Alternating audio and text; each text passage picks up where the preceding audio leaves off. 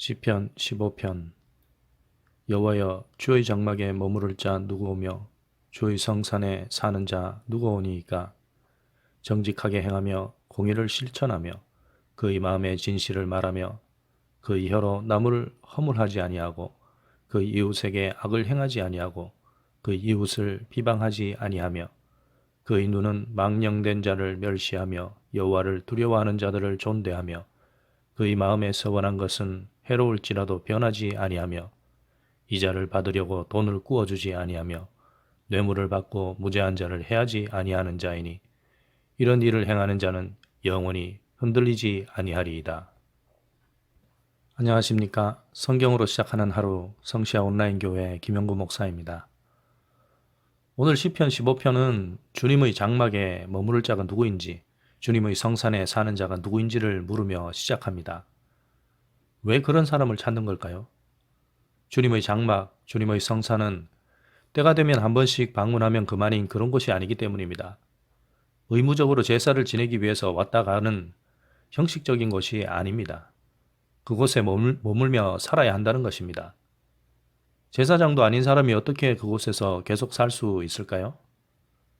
그래서 여기서 말씀하시는 주님의 장막, 주님의 성산은 단순히 눈에 보이는 건물을 이야기하는 것이 아닙니다. 주님과 함께 사는 그 자체를 의미합니다. 즉, 언제 어디서나 주님과 동행하는 것을 뜻하는 겁니다. 지금도 교회 건물에는 아무나 들어올 수 있습니다. 그러나 주님의 집에는 아무나 들어와 살지는 못합니다. 주님의 집은 보이는 건물이 아니기 때문입니다. 보이지 않는 주님의 집에는 주님과 함께 사는 가족만 들어갈 수가 있습니다. 겉으로 교회를 다니고 종교 생활을 하는 것 이상을 의미합니다. 오늘 1절의 질문은 바로 그런 자가 누구냐는 겁니다. 주님과 함께 삶을 살아가는 진정한 그리스도인을 찾는 그런 질문입니다. 이 질문만 보아도 우리는 진짜 그리스도인인지 아닌지는 종교적인 행위의 문제가 아니라 삶의 문제임을 깨달을 수가 있습니다. 이어서 2절부터는 그렇게 삶의 문제를 가지고 말씀하십니다. 주님과 함께 살고 동행하는 자는 어떤 사람이어야 하는지를 열거합니다. 여기서는 예배하고 기도하고 헌금하는 것 같은 종교적인 모습 외에 실제 삶에서 드러나야 하는 참된 예배자의 모습을 10가지로 제시하고 있습니다.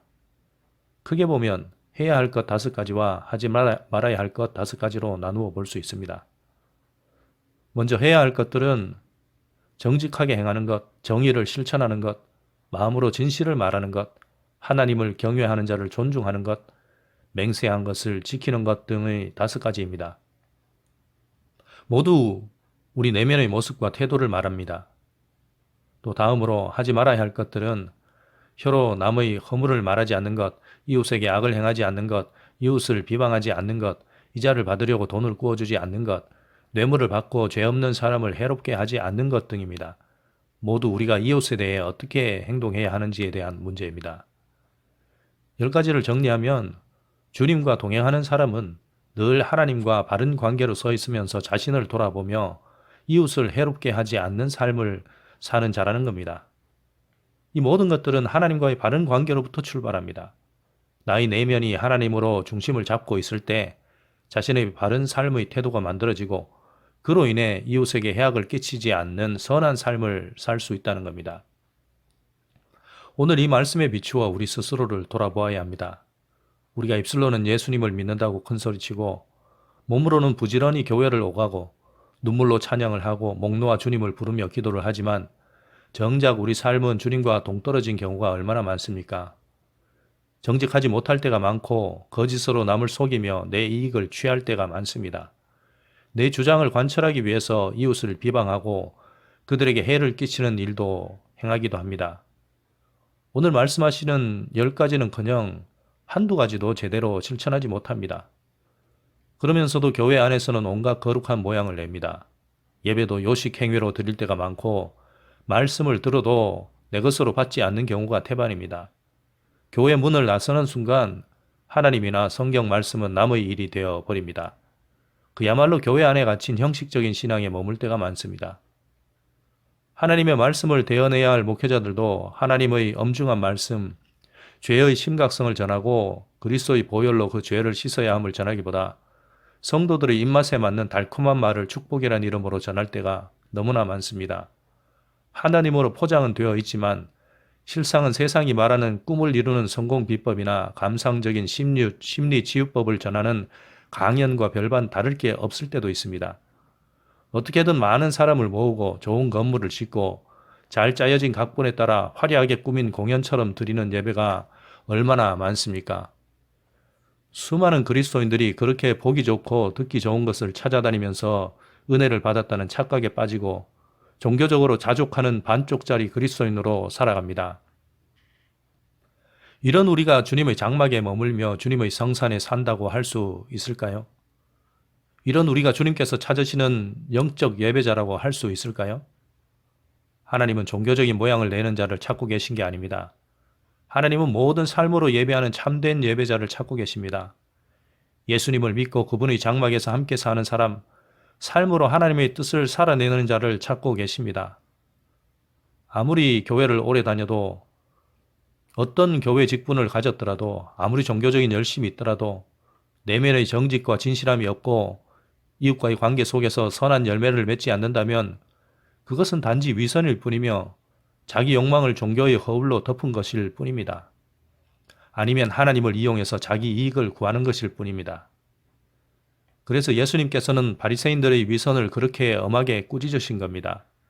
그들이 아무리 종교적인 열심을 내더라도 그것은 자기를 포장하는 수단일 뿐 실제로는 하나님과 아무런 관계가 없다는 겁니다. 주님은 이런 종교적인 위선을 벗고 진실한 삶으로 열매를 맺으라고 하십니다. 물론 처음부터 그렇게 되는 사람은 없습니다. 스스로의 노력으로만 이런 선한 열매를 맺는 것도 불가능합니다. 오직 예수 그리스도의 십자가의 공로로 죄사함을 받으며 성령으로 거듭난 사람만이 그런 열매를 맺을 수 있습니다. 삶의 모든 영역에서 주인 자리를 예수님께 내어드린 자만이 그런 열매를 맺을 수 있습니다. 종교 생활만이 아니라 일상의 삶 속에서도 주님과 동행할 때만 될 수 있습니다. 자기 능력이 아니라 오직 주님을 의지할 때 될 수 있습니다. 하나님의 말씀이 그 안에 새겨질 때 될 수 있습니다.